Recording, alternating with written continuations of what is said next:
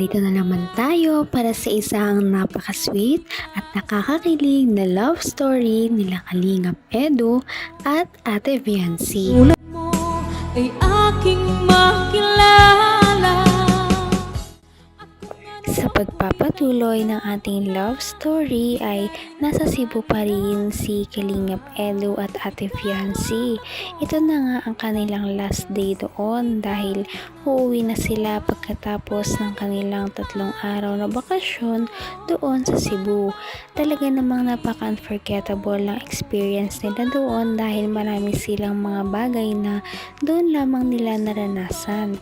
Katulad na lang ng pagdating nila doon sa airport ay binumog talaga sila ng napakarami nilang mga supporters. At dahil doon ay talaga namang hindi nila makakalimutan ang kanilang Cebu trip. Bukod dito ay marami din silang mga ginawang activities na talagang makikita ninyo sa ating mga nakaraang video. Kaya naman pagkatapos ng mga ito ay pagod na pagod talaga ang dalawa. Papasok ko na nga ako eh. Pero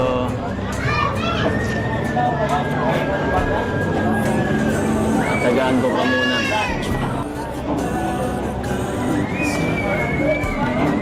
Salamat po. Dahil sa inyo, nararanasan ko yung mga ganitong kung nangyayari po kayo. Hindi naman sa akin yun eh. Sa Malarabs at sa ibang mga sponsor ang naganto na nagmamahal sa'yo. Siyempre, isa na ako pero iba yun. Ano nga po, thank you pa din. Oo. Sana susunod. Makapag-travel naman tayo. Kahit yung tayo ng dalawa. Yun na yung pag-ready ka na. Pag okay na. Pag okay ka na. Tagal pa pong panahon yun. Sa kanilang pag-uusap ay napag-usapan nila ang pagniligaw ni Kalingap Edu kay Ate Viancy. Sabi nga ni Kalingap Edu na baka medyo pasuko na daw siya, ngunit hindi niya daw talaga ito susukuan dahil alam niya sa sarili niya na kaya niyang panindigan ang kanyang nararamdaman para kay Ate Viancy at talagang maghihintay daw siya kahit gaano pa katagal. Nagpasalamat naman si Viancy sa kanya dahil napakalaking blessings ni Kalingap Edu at marami ang mga biyaya na dumaan sa kanyang buhay simula nang dumating ang binata sa kanya. Kaya naman nagpasalamat siya dahil kung wala daw si Kalingap Edu ay walang mga nangyayaring ganito sa kanyang buhay. Ngunit sabi naman ni Kalingap Edu na ang lahat ng ito ay dahil din naman sa kanya dahil marami nagmamahal sa kanya. Yun na yung pag-ready ka na. Pag okay na. Pag okay ka na. Tagal pa pong panahon yun. Pero posible. Ewan ko po. Daya mo ah. Sabi mo, pagka okay na, paghanda ka na, grabe. Papayagan po ako nila mga. Magpapaalam naman tayo ng maayos eh. Mabait man pati si mama sa akin. Papayag yun. Malakas tayo dun. Malakas tayo dun. Pagod.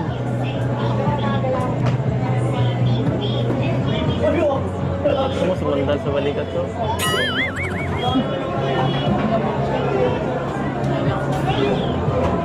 Pwede naman. Wala pa naman order natin.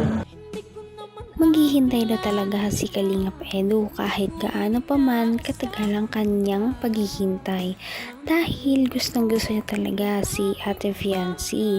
At sabi naman ni Ate Viancy na kung may hintay daw siya ni Kalingap Edu ay mas maganda, ngunit nasa desisyon pa rin ito ng kanyang magulang kung papayagan siya o hindi. Sabi naman ni Kalingap Edu na papayagan daw talaga si Ate Viancy dahil close na daw sila ng mama nito at papa. Kaya naman siguro papayagan naman daw siya na manligaw at kung papala rin ay maging sila nga ni Ate Viancy. malaki daw talaga ang chance na maging sila dahil makikita naman natin na parang nagkakadevelopan na nga talaga ang dalawa. Hindi na lamang si Kalingap Edu ang may gusto kay Ate Fiancé dahil si Ate Fiancé ay parang nahuhulog na rin. Sige na, please.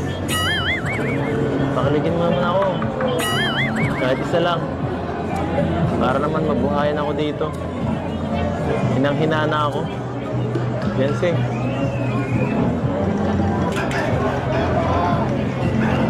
Minakuyaban. Okay lang yan.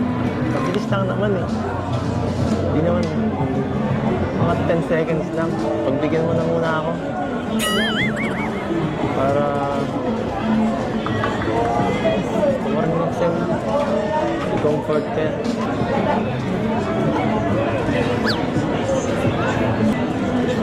Sige na.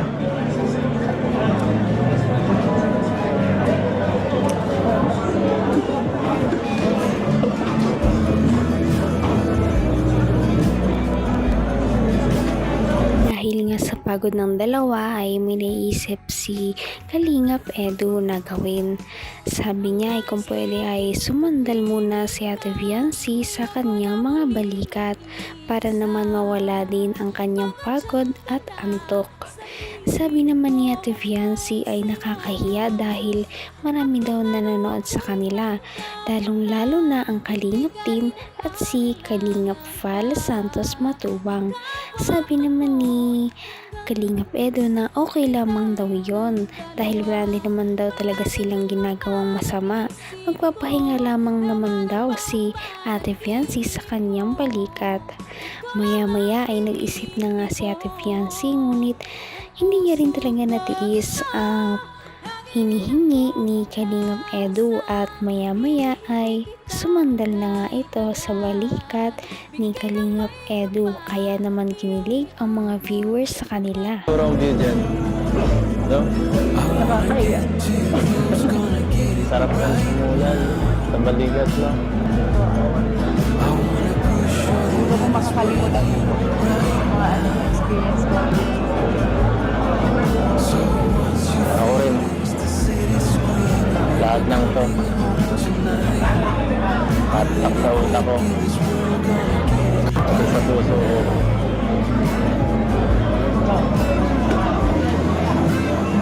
Sana ikaw rin.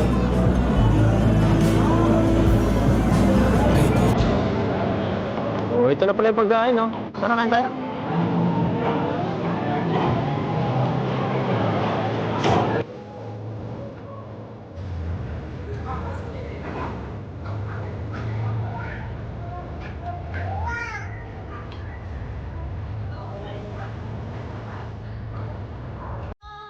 Medyo nahihiya nga si Ate Fiancé sa kanyang pagsandal sa balikat ni Kalingap Edu.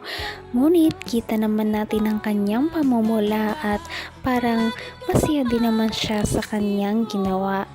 Dahil minsan na nga lang sila magkatabi ni Kalingap Edu at magkaroon ng time. Pagkatapos nito ay kumain na nga sila dahil dumating na pagkain. Grabe talaga ang kanilang Cebu trip. Napakarami nilang pinuntahan, mga na-experience na talaga namang hindi nila makakalimutan. Sana nga ay masundan pa ang mga ganitong trip dahil napakasaya nilang panoorin at sana mas marami pa mga sponsor ang magmahal sa kanila at magbigay ng tulong para sa kanilang mga trip. Dahil deserve din naman talaga nila ang mga ito. Kaya naman, sana ipatuloy natin silang suportahan at mahalin si Fiancé, si Kalingap Edu at ang Kalingap team.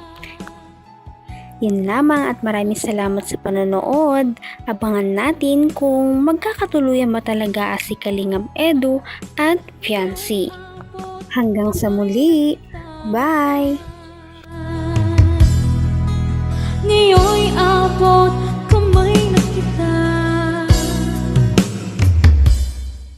Mahal